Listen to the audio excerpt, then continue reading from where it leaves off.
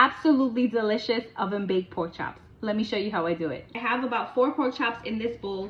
We are gonna start with this as a marinade, Italian dressing. This Italian dressing is gonna give these pork chops so much moisture and deliciousness. A little bit of adobo. These pork chops I season a little bit differently than the other ones because the Italian dressing is gonna let me be able to get in there and get all of that seasoning all the way around instead of it being a drier seasoning, you know what I mean? Some onion powder, garlic powder, some black pepper, a little bit of salt, oregano, some Italian seasonings, and of course some paprika, because I'm not about that pale meat life. When it comes to chicken and pork, it just can't be pale. It's gotta look pretty. And we're just gonna get in there. Make sure you're getting the bones too, okay?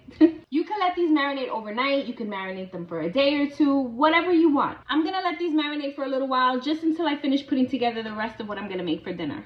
Now, I like my pork chops pretty well done, so keep that in mind. I baked mine at 425 for about 20 minutes covered. After 20 minutes, I removed the cover. I baked them for about 10 minutes on one side and 10 to 15 minutes on the other side until they were nice and golden brown.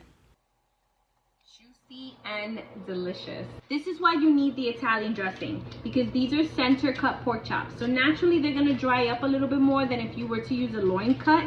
But this right here, these juices on the side, amazing. Let's taste a little corner. I should probably use a fork. The fact that I was able to just tear that off with my fingers should let you know how deliciously tender these are.